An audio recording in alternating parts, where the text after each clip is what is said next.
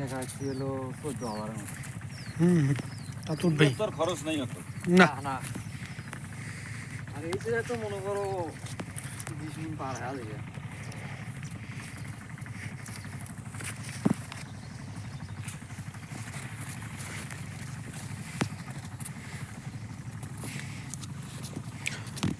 Everyone, আমরা এখন আছি হচ্ছে কুমড়া খাতে।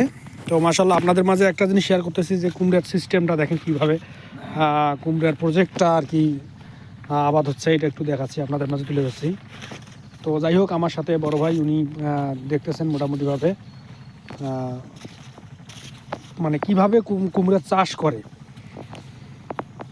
চাষিরা, এইটা দেখার জন্য বড় ভাই আজকে আছে। তো ভাই কেমন দেখলেন আপনি, কীরকম মনে হলো? অনেক সুন্দর আসলে, খুব সুন্দরভাবে এই বালু মাটির মধ্যে কুমড়া চাষ করছে এবং কুমড়া খুব বাম্পার ফলন হয়েছে। ইনশাল্লাহ আশা করছি ভালো একটা প্রফিট পাবে কুমড়াতে। আমরা যারা বালু জমিগুলো ফেলে রেখেছি চর অঞ্চলগুলোতেই এগুলো আবাদ হয়ে থাকে।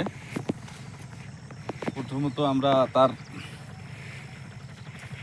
তরমুজ ক্ষেত পরিদর্শন খেত দেখে তারপরে কুমড়া খেতে আসলাম যে না, মোটামুটি ভালো। চাষা অনেক সুন্দর কৃষি কাজ করতে পারে এবং সুন্দরভাবে ফলন ফলাতেছে আর কি, ফলন ফলাইতেছে। এই যে মুহূর্তে আমরা এটা কি তরমুজ না দেখেন তো, চলে এসেছি, এটা তরমুজ। এই যে আপনাদের দেখাচ্ছি, এটা হচ্ছে তরমুজ খুব সুন্দরভাবে মিষ্টি কুমড়োর সাথে তরমুজ দিয়েছে। ওয়াও, আপনারা দেখলেন আমরা একটা তরমুজ দেখাইলাম, এই সময়ও তরমুজ অসময়ে।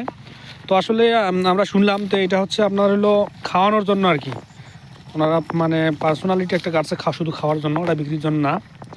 তো দেখলাম খুব ভালো লাগলো। এই দেখেন মিষ্টি কুমড়ার প্রজেক্টটা দেখেন কত বিশাল একটা, বিশাল আকারের একটা মিষ্টি কুমড়ার প্রজেক্ট। আপনারা কৃষি কাজ যারা করেন তারা অবশ্যই কোনো জমি ফেলে রাখবেন না। ফেলে রাখবেন না।